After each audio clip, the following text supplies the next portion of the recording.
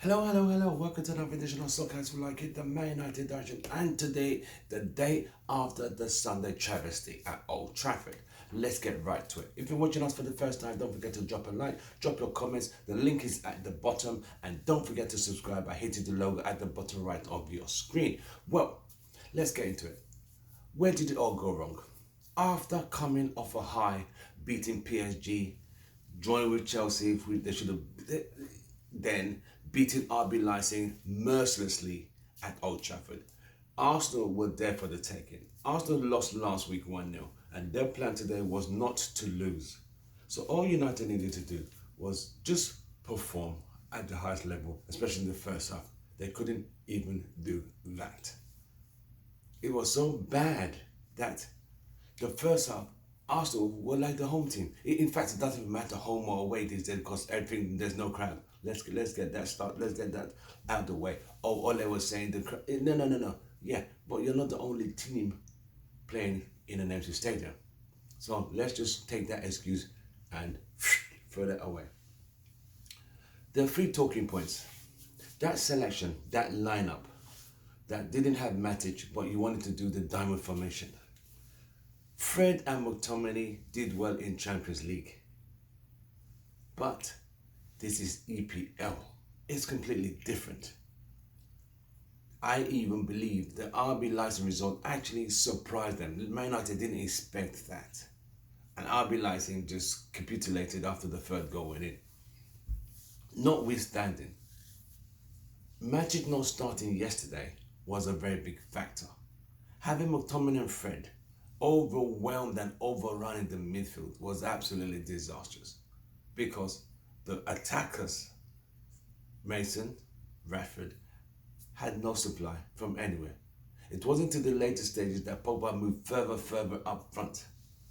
There were things beginning to start to happen. But obviously, there was not enough giving to the attackers. They were feeding on scraps. In fact, it was so embarrassing. Arsenal didn't play exceptionally well. Arsenal just did enough to stop United from scoring by packing the midfield led by Thomas Partey. Other than that, United did nothing to go past that, or there's no plan B.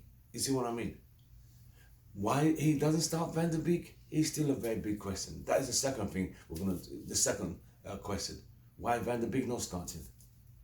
McTominay should have been coming on in the second half, not to start the game. I would have started Matic and Fred, not Fred and McTominay. Yes, they're missing Martial. Yes, Cavani is still not match fit, but it is what it is. Roy Keane said he didn't even think Cavani warmed up. He said 1 minute the guy was sitting there relaxing, next thing saw him on the field. But a buck stops with Ole.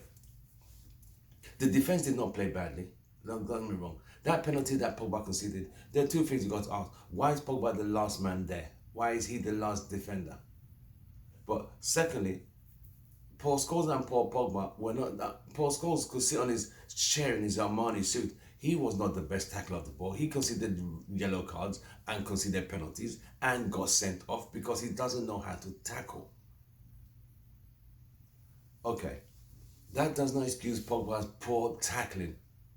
It was a penalty. The guy was going nowhere. Just navigate him outwards. That's all he needed to do. That's all he needed to do. But it is what it is. United sit 16th, I think, or 17th, which is 7 points out of 18 available. They've lost 3 home games out of 4 home games this season. 3 out of 4. Which means out of available 18, United have picked 1. And that's not good. How can you turn it around? With Everton next weekend and Martial returning might make a difference because they have a target to aim at. Someone to play to.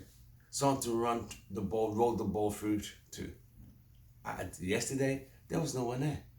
People think because RB Leipzig and Rashford scored a hat-trick doesn't mean Rashford is good playing with his back to the goal. No, he's not. And we all saw it yesterday. It was terrible. Mason was non-existent. Bruno was non-existent. It is really bad. But this is where we are. We have to accept the fact that sometimes Ole really gets it really wrong, and I mean really, really wrong. If we don't beat Everton, Ole is in trouble. I tell you now, Ole will be in trouble. We have Champions League on Wednesday, and we've got Everton on Saturday. If Ole does not beat Everton, Ole is going to be under pressure, and he might be facing sack before Christmas if he doesn't get it. Because after the Everton game is an international break. But all I will say is, United really have to turn this around. Hopefully when Martial comes back next Saturday against Everton, we could have more attacking options. I don't know what's happened to Igalo. Cavani still doesn't look match fit. I don't know. It's a lot going on there. But if he wants, he needs to start with Matic, not McTominay at the back, at the midfield pairing. Because Matic passes forward. Fred and McTominay, they just go sideways.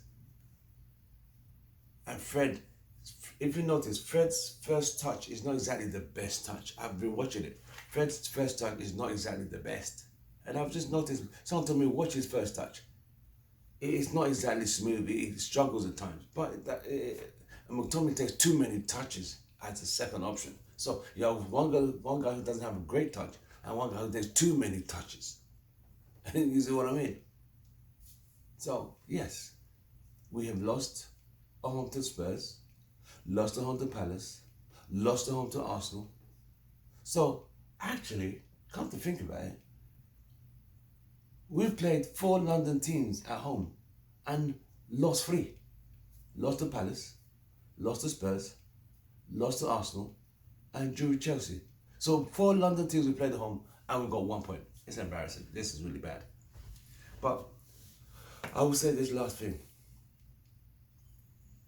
If Ole doesn't get it together, he will be sacked before Christmas. I'm not Ole out, but if these results continue like this, losing games at home, because this season is a season anybody could win the title. Anybody. Spurs are second.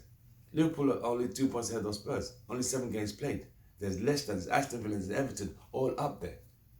City's not doing well, you know. Liverpool are just barely making it. But we can only see how far Liverpool go without Van Dijk. So this season is up for anybody. Yes, United have a game in hand. But you have to count what you have than what you haven't got. United don't have that game in hand. United have played this amount of games. They've played 6 games and have only got 7 points. So out of 18, they've dropped 11. And that's really bad. That's really bad. So, I'll leave you on this point. What happens at Goodison Park next Saturday will literally decide how Ole is going to go through the next couple of weeks, because that's the first away game in this month. And if he doesn't do well, I feel bad. I think he'll be out. From me, Tim Russell, your host, I'm out of here. After a grueling weekend, a titanic battle with Arsenal, and we didn't even look like scoring.